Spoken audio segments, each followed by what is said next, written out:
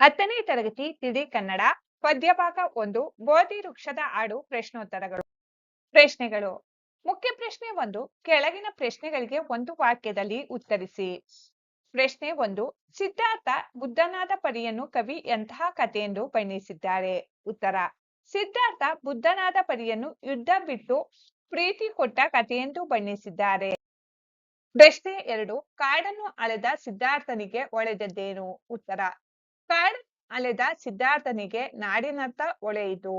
ಪ್ರಶ್ನೆ 3. ಸಿದ್ಧಾರ್ಥನು ಕಾಡಿನಿಂದ ನಾಡಿನತ್ತ ಏಕೆ ಹೊರಟನು? ಉತ್ತರ. ಸಿದ್ಧಾರ್ಥನು ಕಾಡಿನಿಂದ ನಾಡಿನತ್ತ ಪ್ರೀತಿಯನ್ನು ಹುಡುಕುತ್ತಾ ಹೊರಟನು.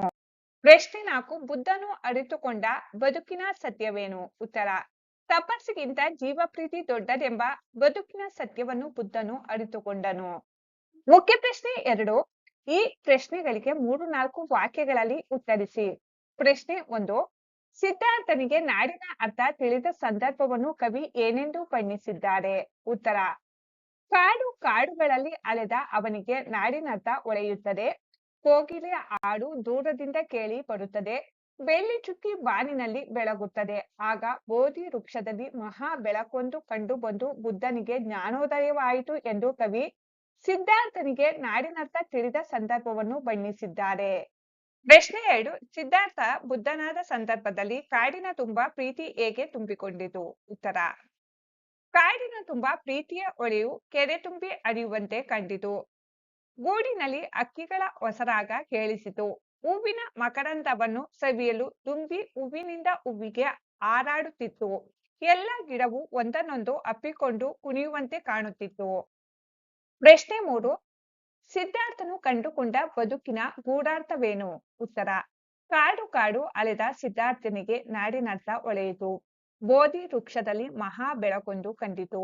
ಮಹಾಜ್ಞಾನಿಯಾಗಿ ಕಾಡಿನಿಂದ ಎದ್ದು ನಾಡಿನರ್ಥ ಹೊರಟನು. ಪ್ರೀತಿಯನ್ನು ಹುಡುಕಿಕೊಂಡು ಜನರ ಕಡೆಗೆ ಬಂದನು. ತಪಸ್ಸಿಗಿಂತ ಜೀವ ಪ್ರೀತಿ ದೊಡ್ಡದೆಂದು ಸಿದ್ಧಾರ್ಥನು ಬದುಕಿನಲ್ಲಿ ಕಂಡುಕೊಂಡ ಗೂಢಾರ್ಥವಾಗಿದೆ. ಮುಖ್ಯ ಪ್ರಶ್ನೆ 3. ಈ ಕೆಳಗಿನ ಪ್ರಶ್ನೆಗಳಿಗೆ 8-10 ವಾಕ್ಯಗಳಲ್ಲಿ ಉತ್ತರಿಸಿ. ಪ್ರಶ್ನೆ 1. ಸಿದ್ಧಾರ್ಥನು ಬುದ್ಧನಾದ ಪರಿ ಹೇಗೆ? ಉತ್ತರ. ಸಿದ್ಧಾರ್ಥ ಯುದ್ಧದ ದುರಂತವನ್ನು ನೋಡಿ ದುಃಖ ಪಡುತ್ತಾನೆ. ಅದರಿಂದ ನೊಂದ ಅವನು ಏಕಾಂಗಿಯಾಗಿ ಮಧ್ಯರಾತ್ರಿಯಲ್ಲಿ ವೀರನಂತೆ ಎದ್ದು ತನ್ನ ಪತ್ನಿ ಮಗನನ್ನು ಬಿಟ್ಟು ಸಿಂಹಾಸನದ ಮೋಹವನ್ನು ತೊರೆದು ಯಾವುದೇ ಗೊತ್ತು ಗುರಿ ಇಲ್ಲದೆ ಕತ್ತಲಿನಲ್ಲಿ ಕಾಡಿಗೆ ಹೊರಟನು. ಅವನು ಕಾಡಿನಿಂದ ಕಾಡಿಗೆ ಅಲೆದ ನಂತರ ಅವನಿಗೆ ನಾಡಿನ ಅರ್ಥ ಹೊಳೆಯಿತು. ಅವನು ಬೋಧಿ ವೃಕ್ಷದ ಅಡಿಯಲ್ಲಿ ತಪಸ್ಸಿಗೆ ಕುಳಿತನು. ತಪಸ್ಸನ್ನು ಮಾಡುವಾಗ ಅವನಿಗೆ ದೂರದಿಂದ ಬೆಳಕು ಕಂಡಿತು. ಅವನು ಕಾಡಿನಲ್ಲಿ ಹಕ್ಕಿಯೊಂದು ತನ್ನ ಮರಿಗೆ ನೀರನ್ನು ಕೊಟ್ಟು ಹಾರಿ ಹೋಗುವುದನ್ನು ಕಂಡನು.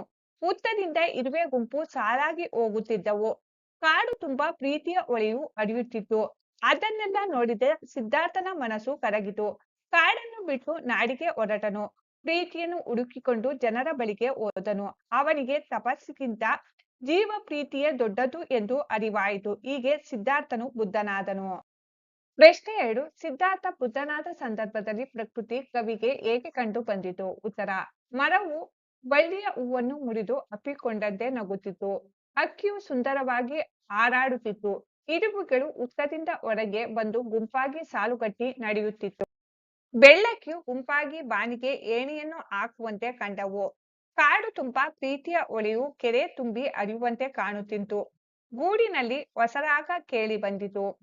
ದುಂಬಿಯ ಮಕರಂದವನ್ನು ಸವಿಯಲೆಂದ ಹೂವಿನಿಂದ ಹೂವಿಗೆ ಹಾರುತ್ತಿತ್ತು.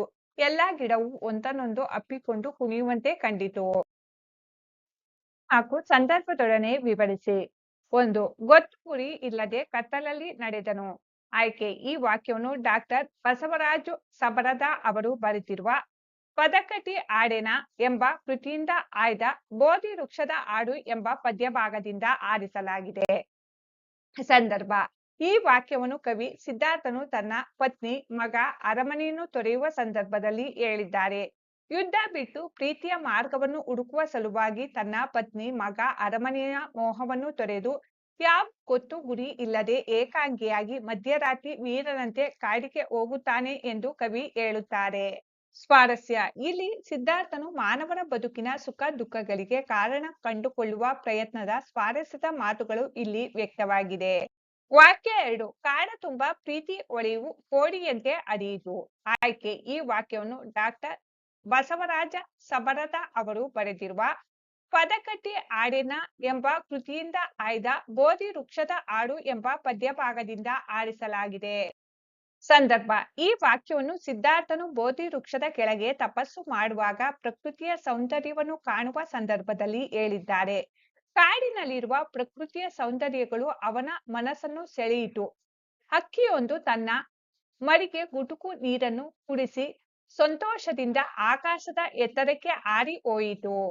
ಇದನ್ನು ಕಂಡ ಸಿದ್ಧಾರ್ಥ ಕಾಡು ತುಂಬಾ ಪ್ರೀತಿಯ ಒಳೆಯು ಕೊಂಡಿಯಂತೆ ಹರಿಯಿತು ಎಂದು ಕವಿ ಹೇಳಿದರು.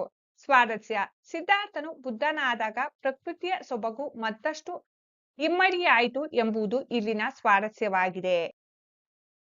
ವಾಕ್ಯ 3 ಪ್ರೀತಿಯನ್ನು ಹುಡುಕಿಕೊಂಡು ಜನರ ಕಡೆಗೆ ಬಂದನು. ಆಯ್ಕೆ ಈ ವಾಕ್ಯವನ್ನು ಡಾಕ್ಟರ್ ಬಸವರಾಜ ಸಬರದ ಅವರು ಬರೆದಿರುವ ಪದಕಟ್ಟಿ ಹಾಡಿನ ಎಂಬ ಕೃತಿಯಿಂದ ಆಯ್ದ ಬೋಧಿ ವೃಕ್ಷದ ಹಾಡು ಎಂಬ ಪದ್ಯಭಾಗದಿಂದ ಆರಿಸಲಾಗಿದೆ.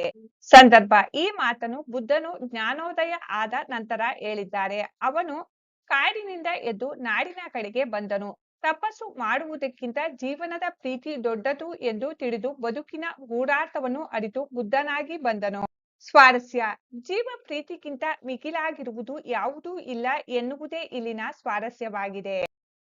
ಭಾಷಾಭ್ಯಾಸ ಮುಖ್ಯ ಪ್ರಶ್ನೆ 1 ಕೆಳಗಿನ ಸಮಾಸ ಪದಗಳನ್ನು ವಿಗ್ರಹ ವಾಕ್ಯ ಮಾಡಿ ಸಮಾಸದ ಹೆಸರು ತಿಳಿಸಿರಿ. ಮಧ್ಯರಾತ್ರಿ ರಾತ್ರಿಯ ಪ್ಲಸ್ ಮಧ್ಯ ಅಂಸಿ ಸಮಾಸ. ಅರಮನೆ ಅರಸನ ಪ್ಲಸ್ ಮನೆ ತತ್ಪುರುಷ ಸಮಾಸ. ಹೊಸರಾಗ ಹೊಸದಾದ ಪ್ಲಸ್ ರಾಗ ಕರ್ಮಧಾರೆಯ ಸಮಾಸ. ಹಿಂಡುಗಟ್ಟಿ ಹಿಂಡನ್ನು ಪ್ಲಸ್ ಕಟ್ಟಿ ಕ್ರಿಯಾ ಸಮಾಸ. ಮುಖ್ಯ ಪ್ರಶ್ನೆ 2 ಈ ಕೆಳಗಿನ ಪದಗಳನ್ನು ಸ್ವಂತ ವಾಕ್ಯದಲ್ಲಿ ಬರೆಯಿರಿ. ಮೋಹ ಹಣದ ಮೇಲಿನ ಅತಿಯಾದ ಮೋಹ ಮನುಷ್ಯನನ್ನು ಕೆಟ್ಟ ದಾರಿಗೆ ನೂಕುತ್ತದೆ ಎಂದು ನನ್ನ ತಂದೆ ಹೇಳುತ್ತಾರೆ. ಜೀವಪ್ರೀತಿ ಜೀವಪ್ರೀತಿ ಇರುವವರು ಯಾವ ಜೀವಿಯನ್ನು ಹಿಂಸಿಸುವುದಿಲ್ಲ ಎಂದು ನನ್ನ ತಾಯಿ ಹೇಳುತ್ತಾರೆ. ಗೊತ್ತು ಗುರಿ ನಾನು ಉತ್ತಮ ಅಂಕವನ್ನು ಪಡೆಯುವ ಗೊತ್ತು ಗುರಿ ಇರುವುದರಿಂದ ಪ್ರತಿದಿನ ಕಷ್ಟಪಟ್ಟು ಓದುತ್ತೇನೆ. ಮಹಾಬೆಳಕು ರಾಮಾಯಣ ಮತ್ತು ಮಹಾಭಾರತಗಳು ನಮಗೆ ಸರಿಯಾದ ದಾರಿಯನ್ನು ತೋರಿಸುವ ಮಹಾಬೆಳಕುಗಳು. ಮುಖ್ಯ ಪ್ರಶ್ನೆ 3 ಕೆಳಗಿನ ಪದಗಳಿಗೆ ತತ್ಸಮ ತದ್ಭವ ರೂಪವನ್ನು ಬರೆಯಿರಿ. ಯುದ್ಧ ಯುದ್ಧ, ವೀರ ವೀರ, ಅಡವಿ ಅಟವಿ, ಅಕ್ಕಿ ಪಕ್ಷಿ. ಮುಖ್ಯ ಪ್ರಶ್ನೆ 4 ಕೆಳಗಿನ ಪದಗಳಿಗೆ ನಾನಾರ್ಥಗಳನ್ನು ಬರೆಯಿರಿ. ಇಂಡು ನಾನಾರ್ಥ ಗುಂಪು ಇಸುಕು, ಹೊಳೆ ಮಿಂಚು ನದಿ, ತೊರೆ ಹಗಲು ಹೊಳೆ, ಕಾಡು ಅರಣ್ಯ ಕ್ರೀಡಿಸು, ಅಲೆ ತೆರೆ ತಿರುಗಾಡು.